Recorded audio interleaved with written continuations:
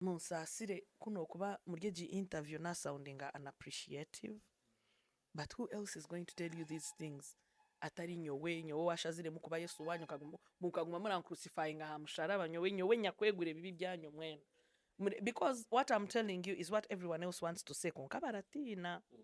So nyowe kanchigambe, because at the end of the day what kind of leader am I na badatina obwisho. You will realize ngo myeji interview tihina huntatera abeshongozi nabatera niwo kwisomuzindaro nakutera fani namutera stakeholder namutera yona shina akatera tinatera politicians ejo te government. Do you understand what I'm saying? So I'm not here to take sides and I'm not biased, and my lovelies know that I'm not an arrogant person. I am just speaking the truth as it is. Erizoba na huno kweshongora genta omukako baranchwere banzira ngo ndahwerera nigo mazima ndahwerera konke erizoba murabasa kusharamo mugire katujanja wazabana bomuka nebyenda babigire ki nita tubaba kabi Shine OMUKIGA, hey, you are the diva of Chigezi at the backstage hachini hiyo ari kweshengereza ngo kwayeshongora. Why? Because all you do is talk but you don't give actions. Dero hijimwe abachika. It's sad. I'm sorry if I'm using a wrong tone, but it's very painful and it scares me. Because now I have a show and I'm going to sing to people barikunde with no idea what I'm singing. Why? Because our radio presenters didn't want. Our promoters never to know they wanna. They like our bloggers no, they lost their mind. Yet you people can come together and decide ngukwihera izoba baraza kutwirira mu byenda. Mukwate show yanje mujipushing with one love. Don't wait for my phone call. I can't call all of you. OMUKIGA Music presents Shine OMUKIGA omwana w'umuka emanzi ya Kigezi bishakuze myaka 10 yo kweshongora hamwe no kutungura ururimi rwa Rukiga 10 years of Shine OMUKIGA ebiro 17 y'ukwezi kwa 8 2025 aha Little Leads Gardens Kabare ubwashakatirwa abandi beshongozi babarengerwa izoba na Uganda yona Oktamu, ordinary n'umutwaro gumwe, VIP n'umutwaro 2, gold table, umutwaro 50, platinum table, miliyoni mwe yonka, rukunde gumeho, mpaka.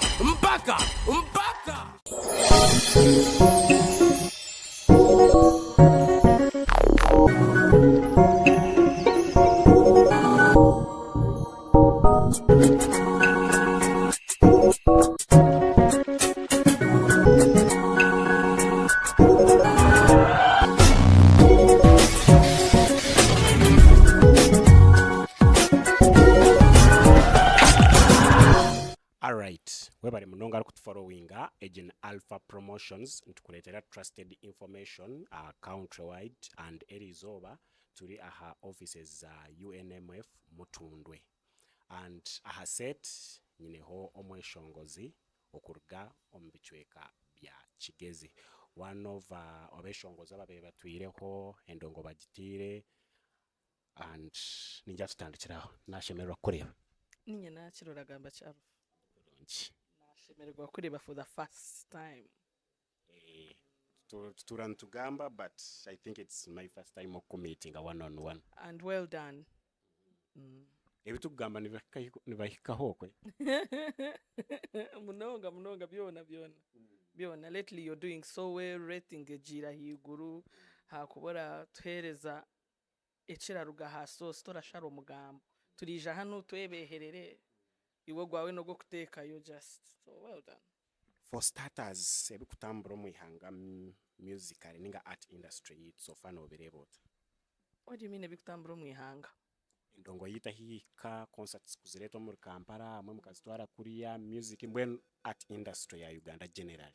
We are not stagnant twakuziri tituri hamwe tuti buryo mwari kuyiya buryo mwarayiya namwe nico narebera nanye hate bindi kuyiya tibyabya bwabundi oburi concert simanyika itese album. We have grown, we are growing with the murembe guri kukura cintaramanya nesete ziri kweyongeraga ninganyo wanje kuzitareyongera ninjengeri mukora mu concerts mukaririzinga na music cause atomweshongozi washanga nti branding wise nehinduka buri kimwe nimukora concerts that means nti nimufuna muninga abantu binema kasente omunsha. You would be surprised. Abamwe turakora concerts just because nanka yakozere nanye ndaze kukora. You are wrong for thinking buri yakora concert nayiha musete ninga nagikora ine kigendererwa cha sete. For starters, tutakagira concert yawe na everything art industry ya Western Uganda no jirebota cause music eroho abantu nibakora concerts ila tukatureba ntabeshongoza abo kurugo mu central no babe batera za university in but buri mweshongoza hati no rant nakora at least concert ya mani especially omurimbara hati no jirebe ya level hako kuba no ahari percent no percent ya zinga. Okweshongora tweshongwire mukashaba videos nungi turazibahaga mwashaba audios zibonire turazibahaga tureteza nebishwane rizo manjira katete ikagufu. You understand? I feel like we the artists we've done our best but ba stakeholders na ba fani bacabura mu munonga nico kiratume byeshongoro murabihurira ni byinji abeshongoze na mbere yongera ni nyinji konka tuchati turarebe kasete nko kutobire turarebe kasete kandi tituka abantu tituka tibakatuhajireje. I don't know how to put it but I feel like it's lacking in the stakeholders side imwe ba promoter ba presenter ba DJ ba habona hamwe na ba fan muri kutukongora mukatutaha pressure mwatushaba waka kutwajibaha kandi mwagira ki mwahunama Ninga nabo kujanti industry ite chiria hansi mnonga numbers. What do you mean by numbers? Koko bano oreba general population ya Uganda waji comparingana na ali at industry ya Nigeria mukukira ku benchmark injiraho noreba nta at least itwe numbers ziri hansi na buri kimwe. Are we still talking about Western Uganda or Uganda? Because me I was talking about Western Uganda. And I am telling you, no who talk video tudio tudia abantu 1 billion mu Western Uganda. Our industry would still be this boring because of the stakeholders. Na yenga abayimbi fe tukoze. Tuina bareshongora je nabareshongora kubi hariyo bitwa bagomo kire tuina bacakohire tuina yo bitwa baronsya tuina batakazire tuina baringwa tuina bagufu. There is I mean, we have hip hop artists, we have R&B, we have Afro, we have traditional troops, we have dancers, we have our industry, itwe, artists, tukoze. But you, the promoters, iwe arufa kora kwato muzindaro, what's your approach when you're talking to an artist or a chikorota? Iwe DJ woriyo mu boothi, oratera byeshongoro ki iwe fani waza mu kivuru kiriho shine OMUKIGA na no mweshongoza araruga akatugire karamoja oba wacenga who do you show love wacenga kantako yet ko kwisha kunu yo mu central oreba bo industry ne agenda buryo mwe natutukara stakeholder natutukara fani natutukara umweshongoza ariyo nakora like bari kuyambana konkitwe mu Western Uganda tukine makantuka Ninga nimwe ba artists bitu mwine ego nimuje hurant muri abamana. By the way, before we leave here, I really hope you tell me what it means when you say an artist is proud or has an ego, because I hear it a lot but I don't understand it. Nokushango mweshongozi noryo ine concert kabare nkako kujine ukashanga omuntu anyway music consumer yiza yakwikira yakujanti abwakino otambura motokel tinted oyebikire na hood aho nojana atakufiringa ntoroho above kumusingaho kandi arikwenda obe aha level yaroho nanini aza bafani mutuyeho bunyacharo atobwe no bunyacharo. If I wake up in the morning and I decide ngunyowe ndazaguma ntambure njire bwa skati bugufu ndikwereka hasi hafu ye byanje obo hurire you're supposed to pay attention to my music, who I am married to, how many children I have, how much alcohol I drank. Kunda bentari kukore chintu chona chira tokoza society. Why are you calling it an ego? Nkubuze murenda ngutubenka Michael Jackson kwa katu bavuge motokereshaniriza nke yeye turaba twaye paka No, you tell me. You want me to be like Juliana Kanyomozi, but when I behave almost like her, then I'm proud. Torerangwa no bunyacharo bwo witu now those are our ancestors. In fact, no babishishire byo kweshongora kwitu. So like so bafana bine kumanya line ibakoma na artist. I don't put it like that. I'm trying to call people for my show. Don't make it sound like I don't want them to come. I am just saying they need to bear with us. Industry turimu barajeta showbiz. Orasa kwimuka shango ninka brand ya Shine OMUKIGA. Nguyo wabura mu bantu barakwebwa. Because people like your personality and your presence, the aura around you, more than they like your music. Oshange ngunyowe, my strength as Shine OMUKIGA is not even my music. People like it when they see me in public. They love hearing me on radio. Bichi. So nasha na mungu njware hudu. Njware maski na shades. Ntintinge birahuri mbyereze. Baranyebwa. Konka hariho riyawe. Yija mu bantu kabiri ninga kashatu. Tihino rije hashoye. Oramanya bwachi. They have nothing to offer but music. So the only time they show up in public is when they are singing. Wagamba aba influencers ninga ba promoters tukozere kintu kikumaro especially on Western Uganda and nkakoraho interview na nomwe aba bloggers bokuruga omuri Kigezi. Monk Promotions yangira nti ba artists ekyabaretire kushanga nti oko muri Kigezi endongo tekitambura jenka kuyabe etambura bakasigaho land yitu ba concentrating muri Mbara ba concentrating muri Central kandi kuba nibija ha ground bija na ba influencers bokuruga muri Mbara bija na ba dancers bokuruga muri Mbara bija na ba DJs bokuruga muri Kampala oshanga ntitwe abana bari ya ground abo kutwara CD au muri Monalisa nkahinkahi tuba kutuvaluing. Don't you think ntimwe ba artists nimwe kumukuba ka aha level home base mujergaho muza level ndijo nitwe ba promoters ninga ba bloggers tubebwa to concentrating abandi? Aha, wayigarukamo to concentrating aha abandi turyaba manyira habyana byabo in the Bible. Obango ori promoter ori wakabi ni woraje hurira joti mwe ninyo wakintu promoting music nyo turage yo chokoze yo manya na star omuri. Yes, buri yomwe ni star mu muringo gwe kubara bene bagira ngo zamana keshongora kuyakwata yo yaruga kabari sinaze yeshongora kuyakwata yaruga kabari OMUKIGA yeshongora kuyakwata yaruga kabari abo tusigireyo abo bakozera bakabini baha kwenda babe cyo kureberaho tugaruko mukatwate yonkabo. Do you hear what I'm telling you? At the end of the day, everyone is doing their best. We all have their reasons. Me, I got married. I had to leave. In fact, but home base ya wekere kabare hiwabe concentrating munonga ku distributing music. Basi ndabanambarara. Ntari batemu nekigenza kabare direct. Abaniyo na distributing music. Up to today, that's how it is. But things changed. Generations changed. Obuna yeshongwiro burimi ababire barapushinga music. Tibo bariho hati.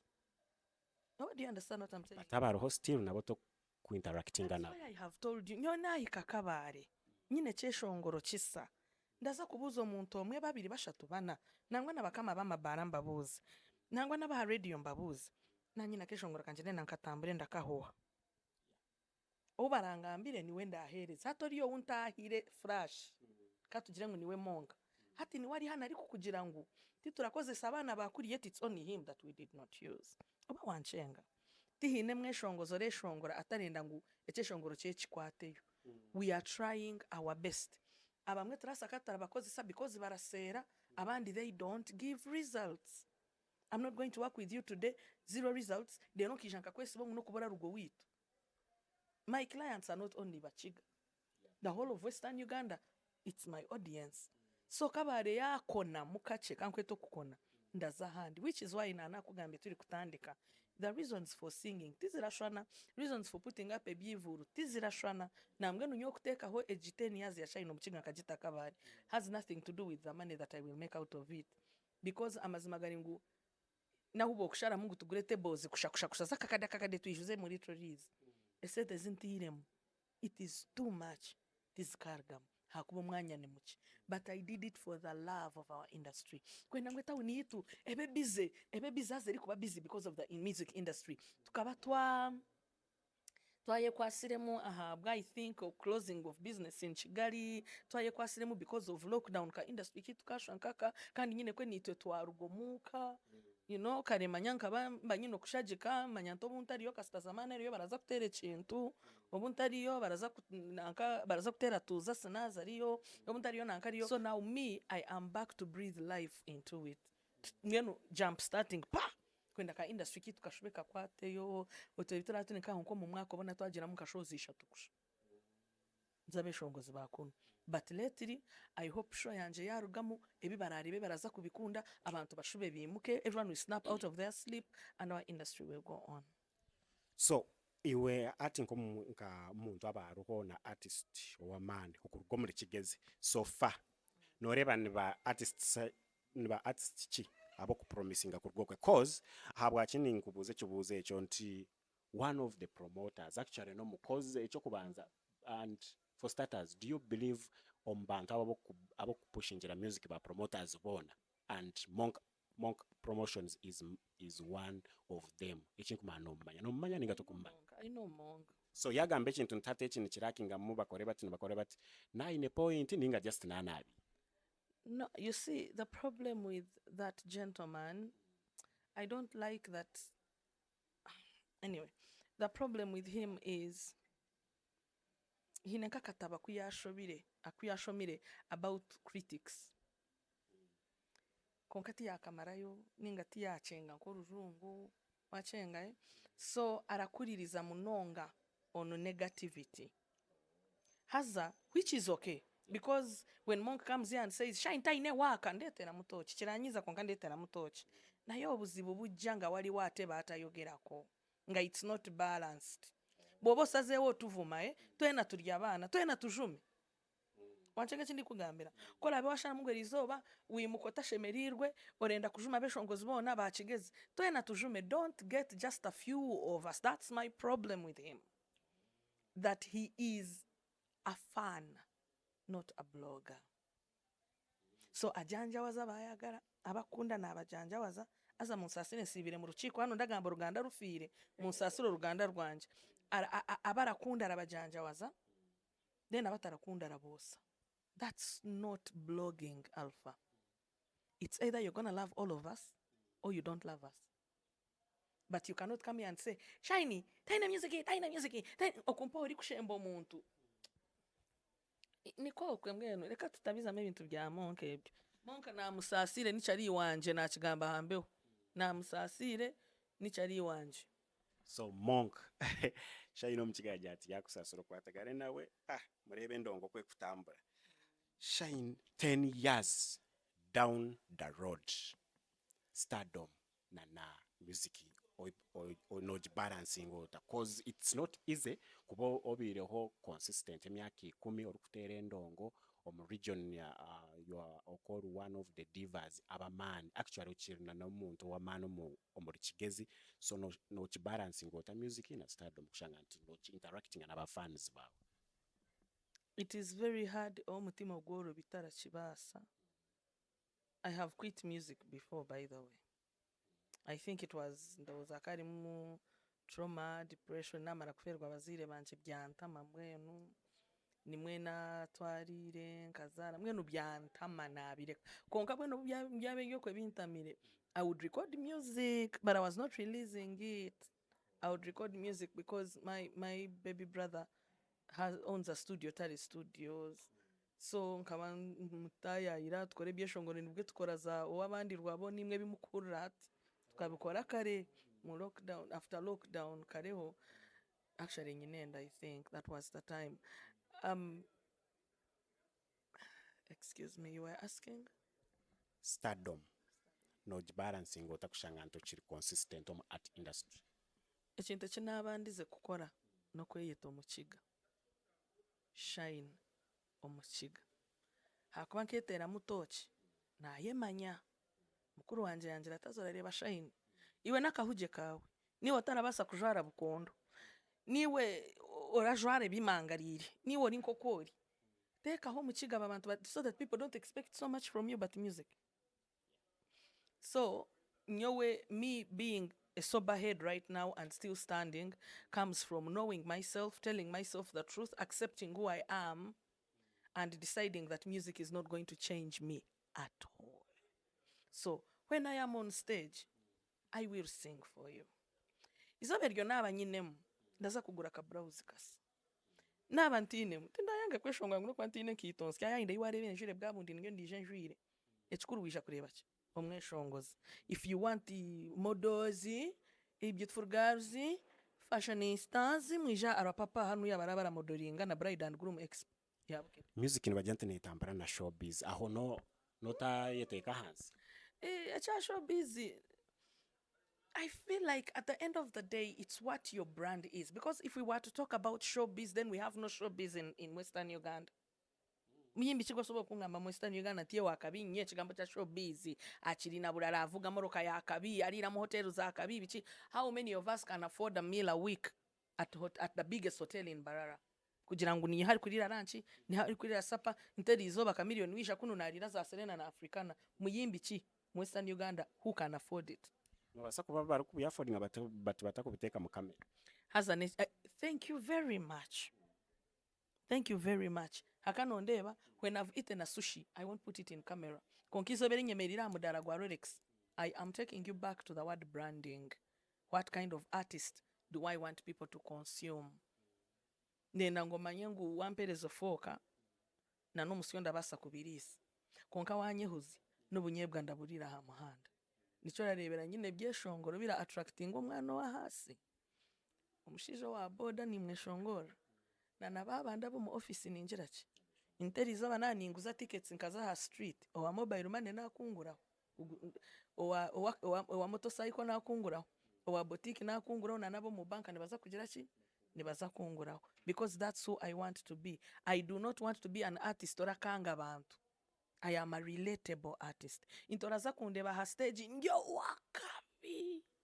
Konkana ruga omudarogore Rolex. Turemerera aho babiri naite chimfura any less of a person. I am still shy no OMUKIGA and I still sing so damn well. But fans most times go kubasha like wagman relating munonga nabono batandika bakumanyira. Ticho ku affecting am. Kirarugire cyo namanyisa. Okumanyira akanyo enko OMUKIGA. Amanyira kaguma kuzorira misho. What do you understand? Kandi tinda kweha to an extent of kumanyira. Kutugumira haturashara hamwe umugambo turasheka na anashekerenka kukwataho. Do you understand what I'm telling you? Ndabona aho nakoma. Hakuba nabona basa kubeshereka. Konka the small time that you get with them, ukora kantu kachakara tuma waba disrespected. Now let me give you an example of Kabale. I have a show in Kabale district. Usually, omweshongoza rijura mu bantu aguze tickets akoreki emico mirungerege yo kutwita. Rero show yaza kwika. Oyeshereke kwenda abantu batakugira ki. Tikwe kirakogwa ini Kabale. I have been in Kabale since April. Omushohoza show April, May, June, July. Tindi hane rizoba. Echiro nintemba basi ninza Kabale kasheshe. Also, back to how I packaged myself. I packaged myself so much so that ndabasa kuzamu katare rizoba. Ndamuze nowe bihimba. Anje tkonkasha ino ineset. Indi mwana zone zingine zigure bihimba ntagure nyanya. Wachenga. Ngure bihimba. Kandi nyine show echo kiro kandi ayija ndebe ankunde ndya ha stage ampeza sete zinamhiro naguzire bihimba zinshebe Ira tukatushashurira like okoshanga ant artist okumureba ho no mureba once in a while but eshaheji no shanganti artist nakora TikTok live shayi kumepaka shayi 12 zakasheshe atambra street nkakuwagamba echo tichu affecting a branding wise. Kuwa akora TikTok live wakora hochi. Kuwa postinga internet wa postinga chi. Because me, like I have told you, if I'm standing in an audience of 100 people and they are loving what I am singing, I have 40% who don't care what I sing, who did not even know ngunde shongora, who are there because of akavidia kuna atira TikTok.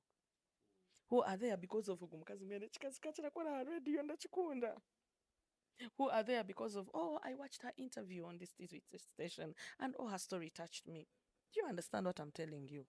I have given people an artist, not a musician. an artist nti nsobola okuyimba and entertain you in 1,000 other ways. I am not just a singer. Oba wanchenga? Shine OMUKIGA omweshongozi. Shine OMUKIGA media personality. Abo n'abantu babiri. For starters, okona okora radio station. What really happened? Kushanga ntukando karigayo wa concentrating on music ebya radio wabire. Oramanya murakunda story munongo hato aratekereza ngo aronke cyabiro wengene so tutabe tujya radio so nothing happened. I got pregnant. Kwa turyo kutubagambura so so hati nimbani nyandafune first hand information okurugo muri. I lost my father, found out I was pregnant and left for my mental health. I needed to be with family. Okabanza wakorayo wargayo then again wa bouncing wagarkayo. Omuntu kubanza bikantama. I was young. I missed my baby, so I came to be with my baby. Then I realized the baby taraha mushahara. Timurimu. Love is not an employment. So nagarukayo aho warugotayo mbere bigambire. So I went back to work, but now I am pregnant. I think I was like a month or two pregnant, and I lost my dad, and I'm staying alone in Barara. So my family was worried about it. Actually, bakaruke nama niko bakigamba bakarukorukwe rwo kugira ngo nduge Mbarara nyo ntarakimani. So yijanka order of Shine, we want you here, you need to be taken care of. That's why no bundugayo ndarugireyo ndazo wibanyi kargayo ndazo akanse. Umwami witariyo arukurungi. I'm shy. Stop. Anyways, tukiri na Shine OMUKIGA ntera membozi yande ine concert ye ntukubantu bigamba but kiriyo mu rugendo rwe 10 years of Shine OMUKIGA. Literally is kabari turiyo ntwije. Shine no muntu atura point blank. Abamwe no bakutwara kubora arrogant. I cannot change it. I had it. I've had it a lot actually. I think ijwa hobo monkabira nsinzira akaba kigamba munonga. Akaba asinzire nyowe. Like he was high on me obwaba nsinzire. Akaba kigamba munonga. Shine is arrogant. Konke birebi najena na ishesa because I in a show. I am not arrogant. I'm just too blunt for your liking. If you don't want the truth, don't engage me in a conversation. Okori media personality. Or live emwe yetshobo ya Matt Henry. Wargayo wagira nti ba DJs ninga ba music stakeholders abo muri Mbarara abamwe tubakuplayinga music yanyu ibyeshongore bishano mu birorizinga but music tekuzana iwe kwabo kiriya radio station okoreba nti music ya Western Uganda neza nda pesi yenyine yimwabire mwetaga echo kwanza chabyona itabara babashitami kunuya wabo ohurikize radio ihoratekereza ngo nyowe ri kugambiramu ninyanya kunyiga kapesha. Kumbe twine music producers, we have music schedulers on radios. For instance, a radio station like Vision, you don't nabakukwato ine ka flash eri ogitungire nko rukumu computer barakubinga. Music ere shangwe rugire kuriya. Oraza kwisha kukora bakugambire music eyo ine kutera. Yes, fine carrot tips nabasa kubanu wari kukikora ho but again iwe nka Shine OMUKIGA babakwire program at least no garanti G-boy kamera byeho fact kamera byeho na nondijo ori kumutera yakari Ha radio yo. No comment.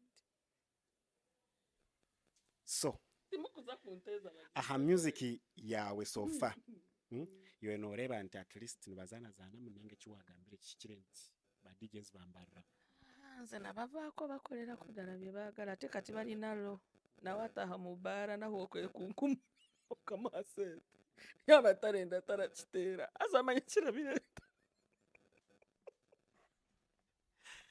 You know why I'm laughing? It is ridiculous that I can enter a bar with a song as good as Rabona, a song that Zambians are playing, a song that South Africans are playing, because I mean, Shara Hokachene Anna can't see me, she's a global star. You understand? Konka, you enter a bar, say in Kabale district, and it is too big to play Rabona, and of what do they want? Because walikumbuza ngunyowe hata hundi you Shine si wate wamanzanya ta diva wamara kagamba stardom wampano ri kunya nyine western, but I want to assure you my music is not playing. nojani As it should be. ekikuleeta obuzibu niki? Because half of these 80% of these presenters, 80% of you bloggers, 80% of these DJs have teams. On that same platform eitu abeturuho TikTok live hakaruho DJ Sky wagira nti yabaleka engeri mukubasa ku distributing music which wamara kukora ekyeshongoro kimutware but Shine first wait kumukumara kora music mwagiteeka streaming platforms iwe nakari kitokubasa kansharingira mu inbox kandi nanye nimba nyine byinje bindi amutu. Wow, Alpha. Let me give you an example. You are a DJ, very good praised DJ in Kampala. Ori DJ wa mani muri Kampala, buryo mwara kumanya tugambe ko ngani murodi. Ogwo mahango. Ori DJ ni murodi buryo mwara kumanya. Shine OMUKIGA wa kabare ndi kushwerwa OMUKIGA wa Bukinda. Nakweto wanje ngo yije otere hambaga yanje ha wedding. What are you supposed to do before you come to my party? Search.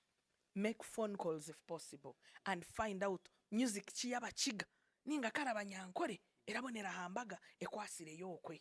Do you understand? You people don't want to do your jobs. You want us to do everything for you. Imagine Shine sitting down and I am calling every DJ in Western Uganda. Ngo because na show hize cheshongorotsi. Ndahaho abampikire. Na waheho abamuhikire. Then hishe arufa when itimu nanka Shine nawe yakweshongire nkenyonza mbwenu kugira ngo cyeshongoro cye cyaraba kamera yeye obwe nkubera mutera atogenda mukorera ki. You people have refused to do your jobs, and if you keep on this line of questioning, I am going to get very violent. But nitoba bloggers sometimes ntukorogwito shanga ntinateka yoka artwork ka Shine tokubasa kuija commenting aninga kuraikinga ninga nakutera ka screenshot nakakutera mu inbox tokubasa nakateka status Atebyo kati mubisana.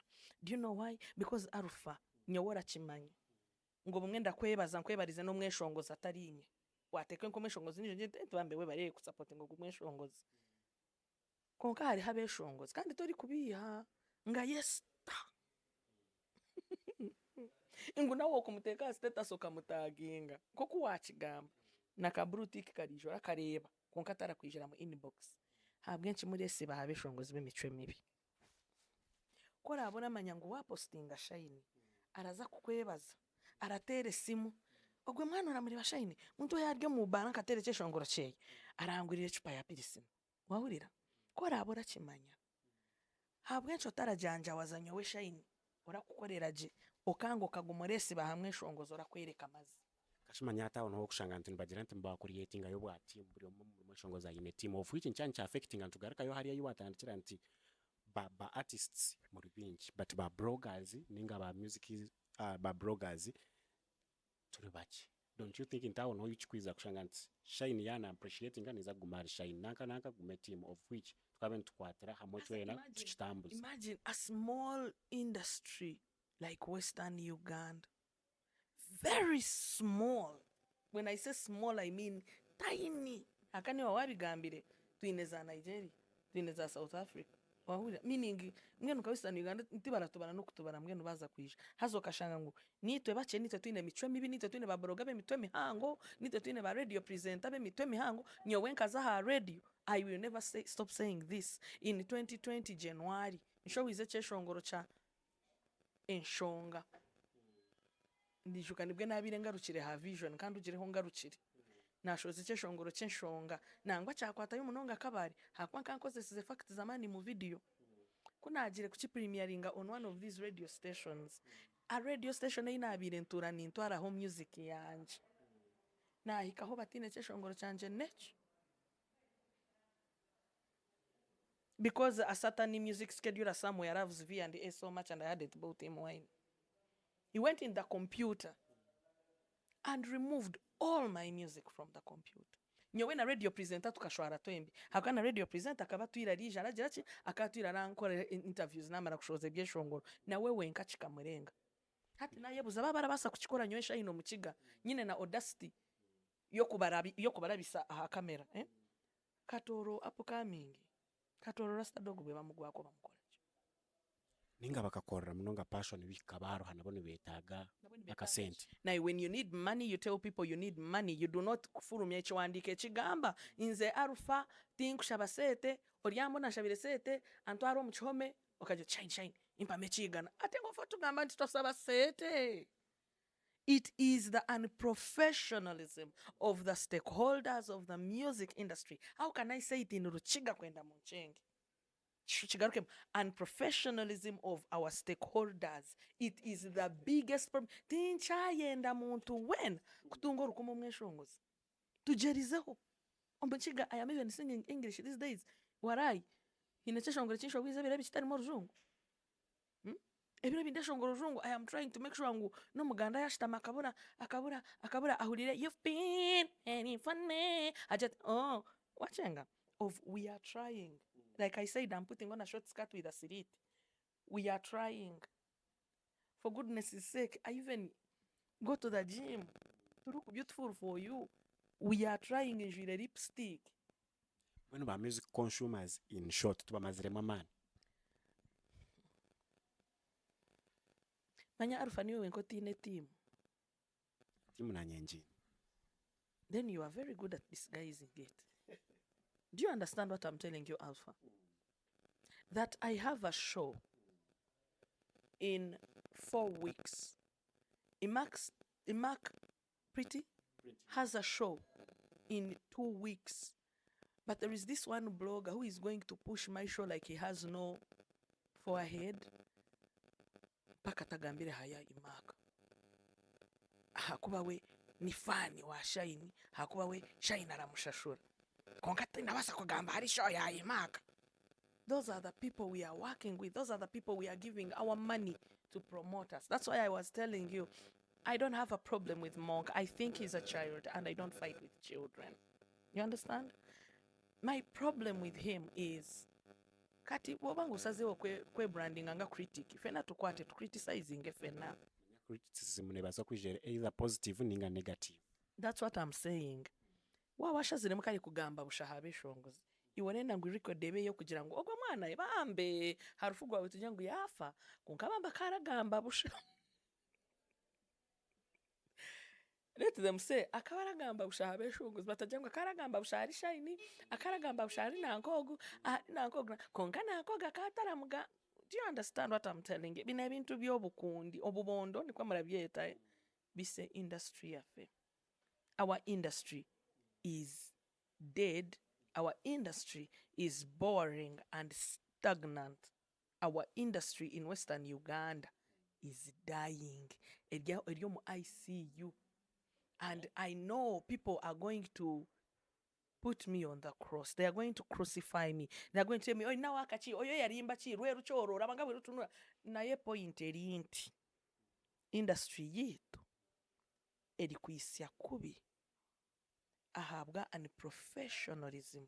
Imagine an industry, Alpha, where DJs are playing the music they are supposed to play. Not because they love the artist, not because they were paid by, but because, oh, this song is good. This is a good song. Imagine an industry where radio presenters are playing music meant for the people to consume, not music of their girlfriends and boyfriends.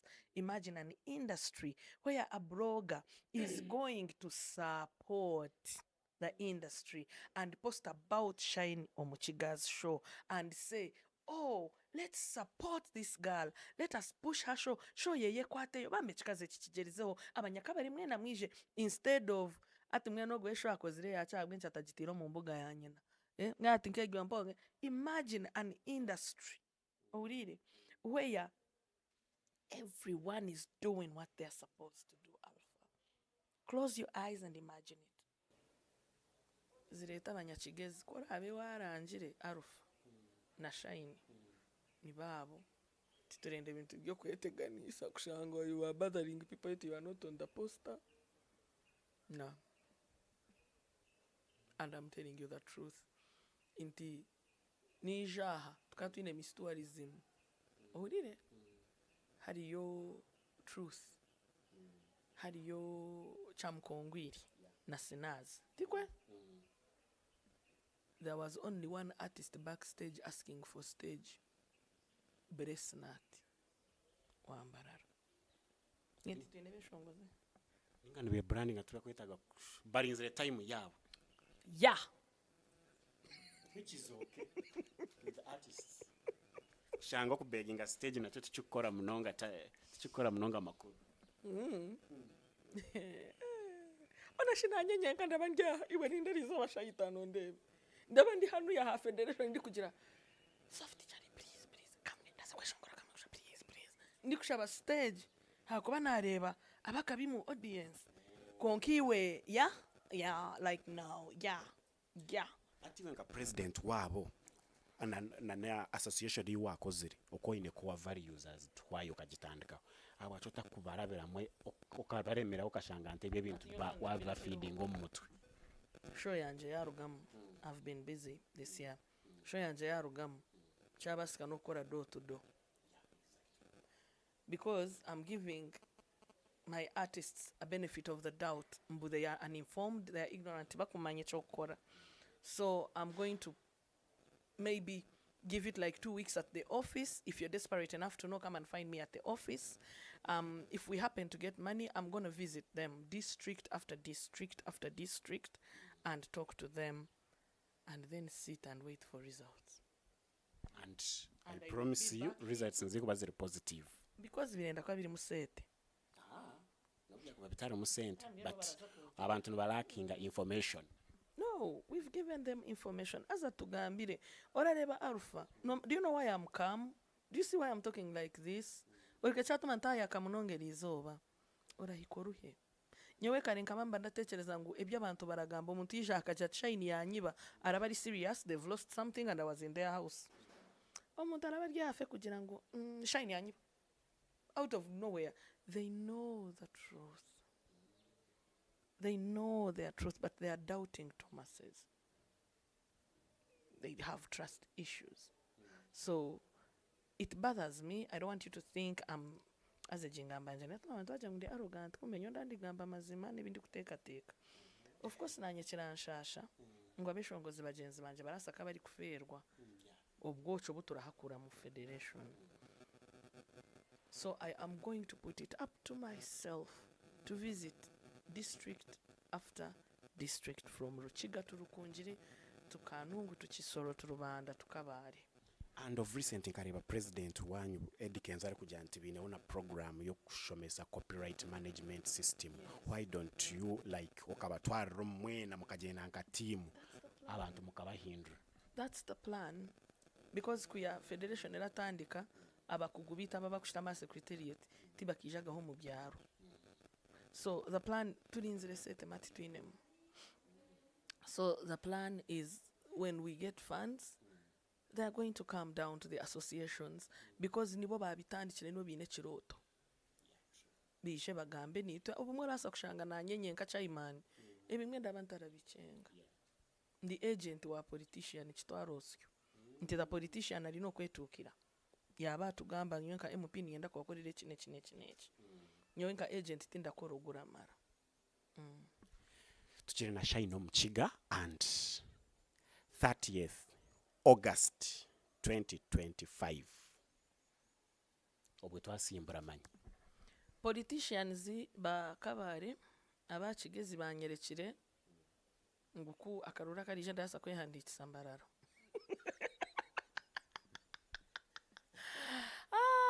Wabura bari busy. Very busy, very, very busy. I think my region has like the busiest politicians ever. Never in office. Ndagira bu campaigns zarugire mezi ni primary. Obuzarugire mushano bundi konka mazima. Out of like the 15 contacts I got, 10 were responsive and only 2 showed interest. And baka change the information inajibaha mu mutima muronji. Konka our sheep in the comment section bara twisting ebigambo byitu. Now they are going to start commenting.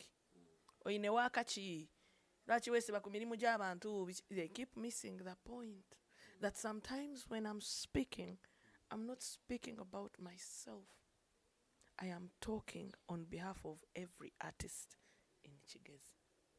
As a leader, I am calling upon abagiga bowitu, politicians bowitu, ba socialites bowitu, mutukorere biturareba kunuya.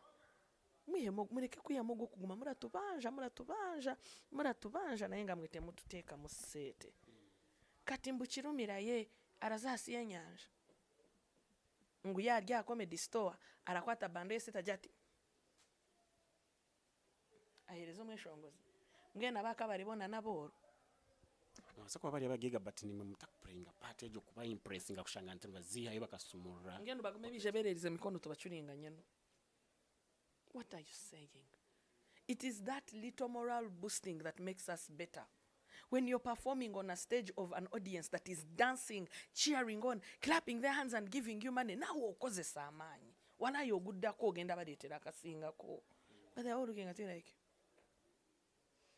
nobo batiro mu ngaro. Nobo bazinire. No, abantu bitu ba Kigezi nyine show ebiro 30 byo kwa munana. Ndamanya ngo ebyeshongore bimwe marasa kwa mutarabimanya mutakabihuriraga. Konka nanda beshengereza mu nyambe tutashwara. Eryizo bakundya kwato muzindaro muterenduru mpaka ndugire ha stage. It is what I'm asking for. Nane nandi kweshongora bikanyebwa mutere mu ngaro. Nanazi nakaranze nyime kibuno kikanga kwezunguza mutere mu ngaro. You know? Kwenda ngu, you know, give me morale, give us morale. Manya, we are nothing without you people. Charity begins at home. Charity begins at home. If you don't show me love, Angola is not going to receive me. Uganda is not going to receive me. I am shy no OMUKIGA today because nkakwato muhanda naguruka mbarara, naguruka ntungamu, nakwata furash, ereche shongoro cyo burimi nakitwara kabari. Urire. Zikaziri campaign zaba MPs ni nsimaro na Rita yesimbire. Amurundi gwa kabiri. Njya hatimu yeye. Haza mahandikire cyeshongoro cha campaign. Haza nyino burimi. Eri na demo. So kunanye shongora geceshongo cha mutererero na karuru. Ererenchi mara cyeshongora. Nyeshongora yamawe. Haze birebyo umukazi akaba kavaringa district yona. So the whole district knew oburimi. Inkaza kugaruka kunu demo yo burimi eri kutera hari TV West na Radio West ekwasireyo. Meaning abantu bo witu bakankora bachi abakabi. Imagine today if another MP hired me and I wrote a song for them and every time I'm going to sing it I sing Mariana.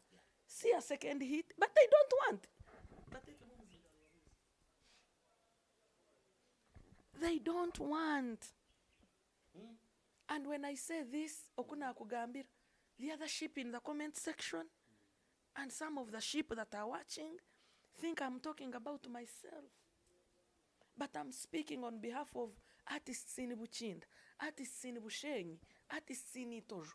Anyaburamwe. Manyabanya Kampara, when they are politicians, babesimbireho nibo bareta bakahesete. Ogenezitu, nazo marashuma muzibahe. Ine motoka gure ya kabiri, shine chatemba boda. Birashwazana cyo rarebera ubutumwa ko butinda basa kubugamba mu rujungu hakuba ndenda ngo bataracengo orukiga batamanye kimuri kutukora.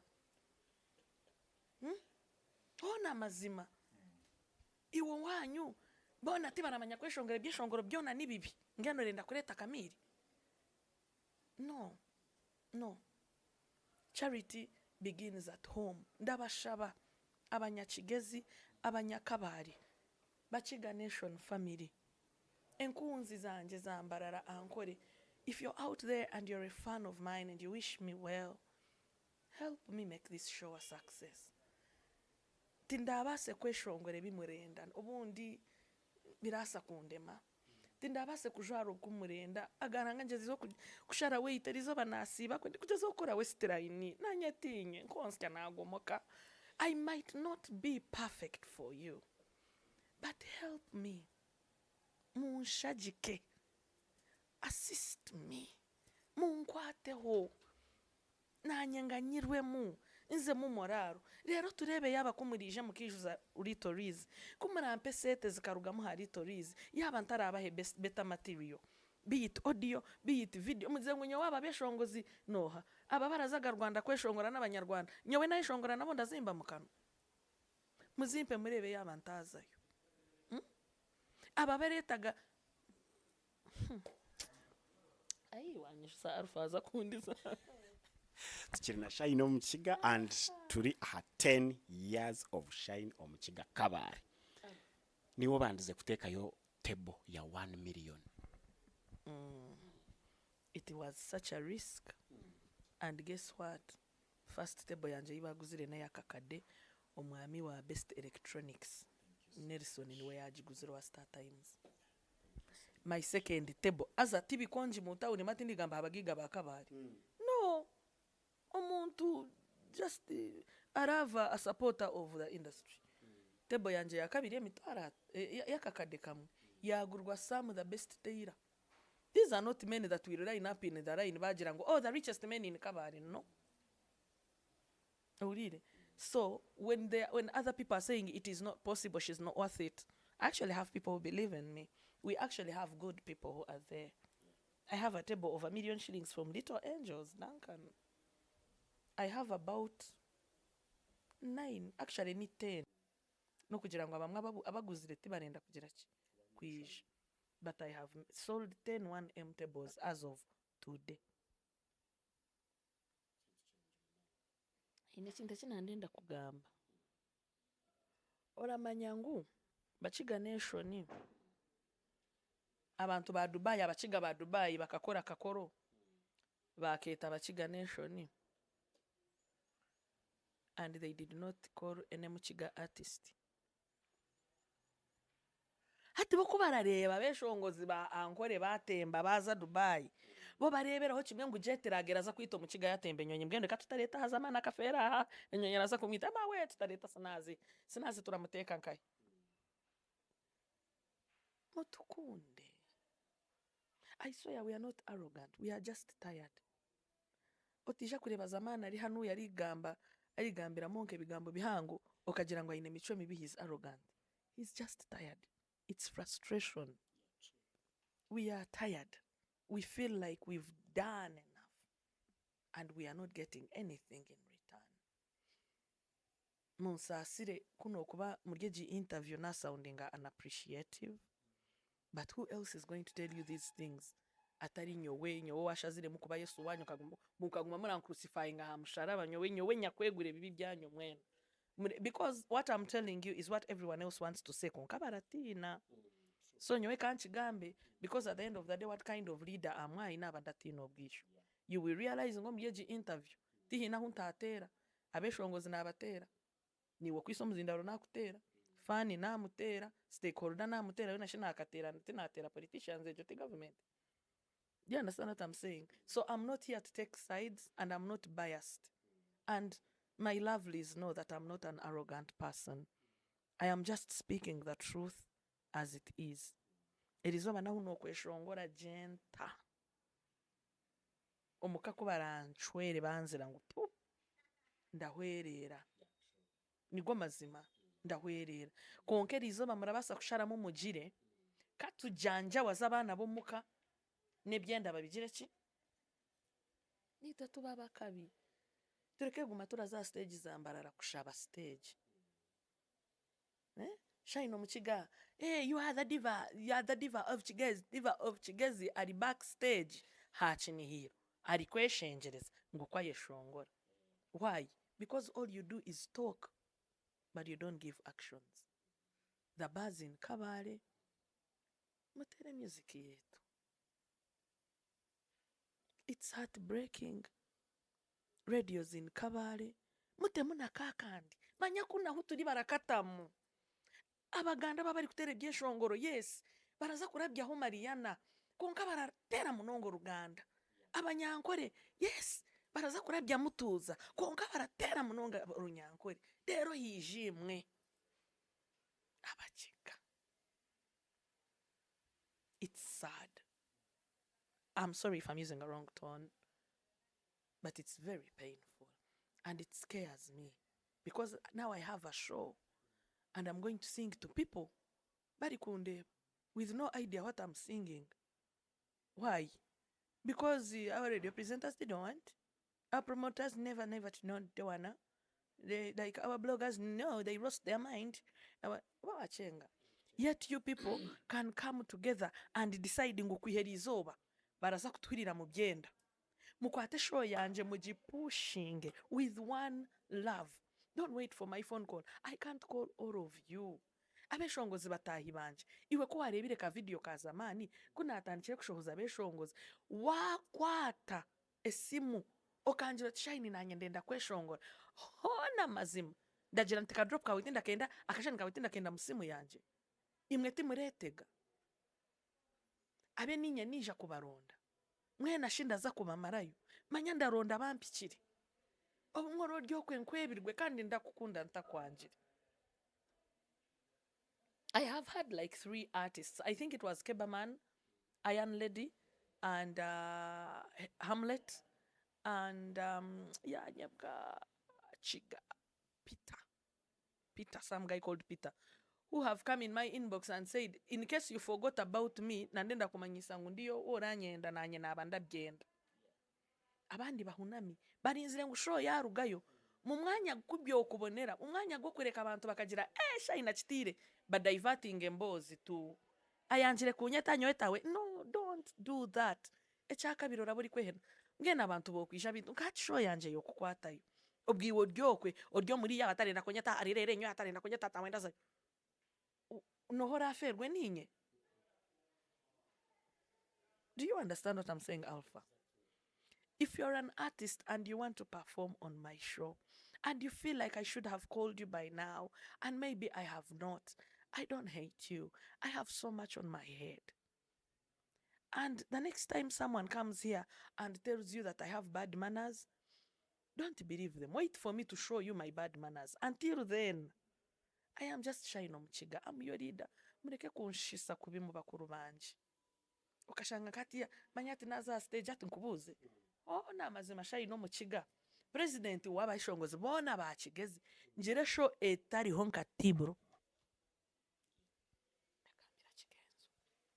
Kandi tibro ariwe mweshongozi wakigeze ukenzo yabandize komanya.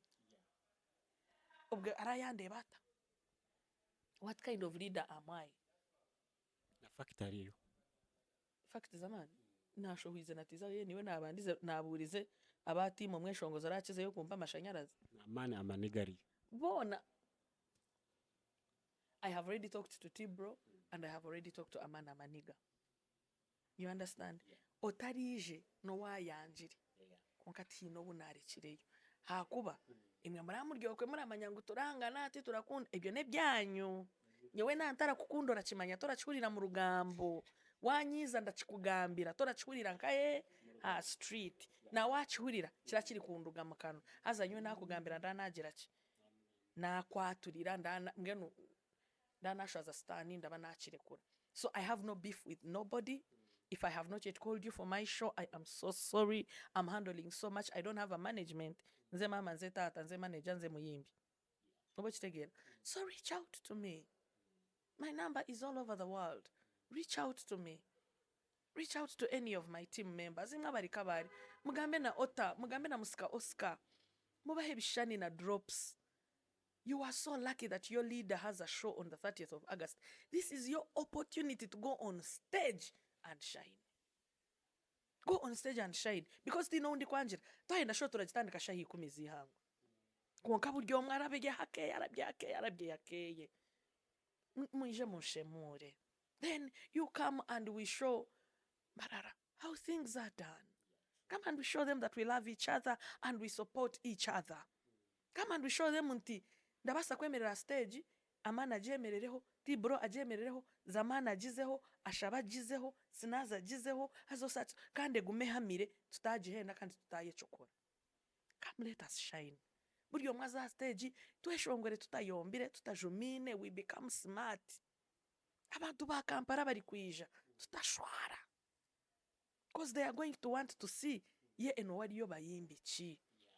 Abeshongozi bingi bari kwija aba Kampala mwije mwetege oraza kurugaho rugeho na korabo mugize ngo ihita bazigiraga mbi tuzishabaga by the way zikorabo turazishaba orabo ryanto ishongoreje oboneka aganaga ijaje ati mwana gwe wayimbye karaga na urida kayimba ko kwato mugongo mwana jangu tukikube oshange mwakora kikigajuzi mwege kwetega beshongozi banje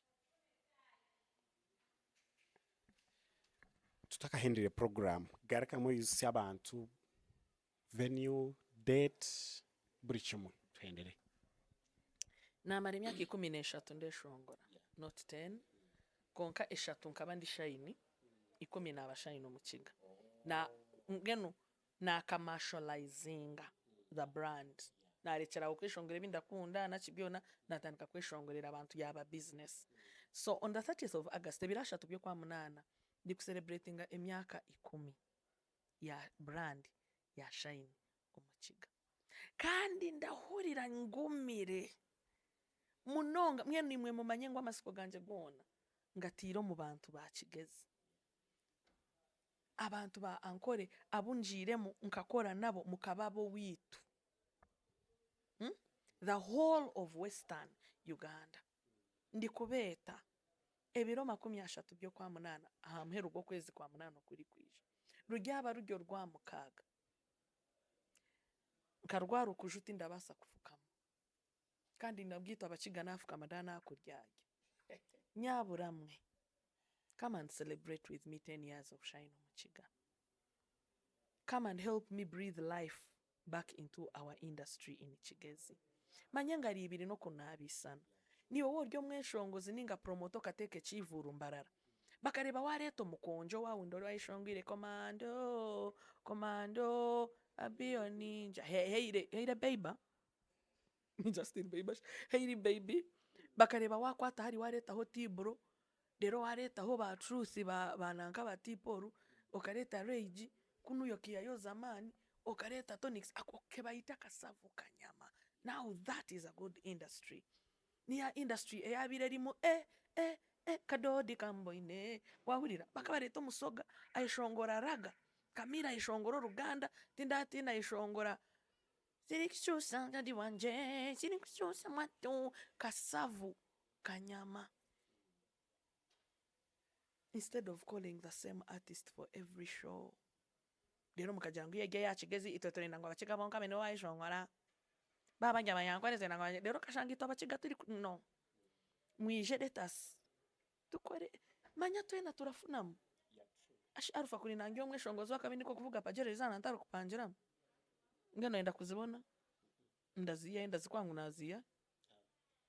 Exactly my point. So ndabeta mwena mwije hari Tories Gardens omuri Kabare. Come and support me. Nanye mutereza arayine zira crossing uruguto nkezindebaga mbarara. Mu parking amamotoka gijure mu muhanda. Nije munyere ndabandenda ko kuri. Manya bigambirwe nge fuzi byanabwe. Me I am an orphan. No mother, no father, no cow, no God, no hen. So kiri kumwe ukunjagara munzari mwije munzari izoberyo tindabahemure babicire bintu nonga tindenda kubibagambira ndenda ngo musigane kwija there izoberyo tebozi zahwireho na gate yayijwire oyefuze kwendo gundi murundi abini wabanza kugura ticket. I promise you it's going to be different. Tibirinke byabuje bitu garanga tibyaburijo mutimuka kireba gakabari nanda bashaba ngo mwije monshagike nimwe abagiga baryokwe ubwete boya cyatano nayo tubanze twagikayanira nagigera mu kamera kugishaba abagiga bete begure table ntwetaga strict table especially za 1M ngaheza 1M tinkwenda uri kubashabe sete nyingi ayangira kugura ticket y'emitware 2 mwagwo kumushabe yatanu kashaka ibyo musheke nabeshengereza abagaga bafe abagiga bitu tinendagamba amazina muremanya tebo y'emitware 5 kusha oyije na family yawe emitware 5 urashitama abantu mukaga nakakade n'abantu mukaga oyije orye onywe oshemererwe otaye nyaburamwe abanyakabari mukere kabari tashoza tandikaga zitunge no kunuraje nikamukaga mushanju konka beshongozi nibinji munonga mwija mukererirwe muraba muri kufereza abeshongozi bitu kandi nandenda ngo tubarebe bona so mucere buri omwe ayija abeshongorereyo ka Sunday best keye ajire ka Sunday best keye okitegeera tubereke ngu twine waka. I promise you this show is going to be worth your money. Nambweno nandi kugamba n'aba UBL ngati bakikiriza oragura ticket yo mutwaro ha muryango aratama ine cupa ya bia nimwe muramanya kimujyamba yes. Alright, niko kutwaturi na Shine OMUKIGA 10 years of Shine OMUKIGA aha Little Liz Kabare ebirono 30 okwa munana table 1M hariyo emitwaro 5 ya gente bona ndize n'abantu mukaga general audience ninga abantu abokubandiza omutwaro but ntwenda munonga emitwaro 2 ntwetaga munonga bokugura table eze emitwaro 5 na nakakadi niko kutwaturi Shine OMUKIGA after concert ninga obwiro bwindi ntugaruka tumweyongeze tutebye mwambozi yitu yaine kyeshongoro kisyantu kubantu murondaho for now niko kutwaturi bye bye see you next time.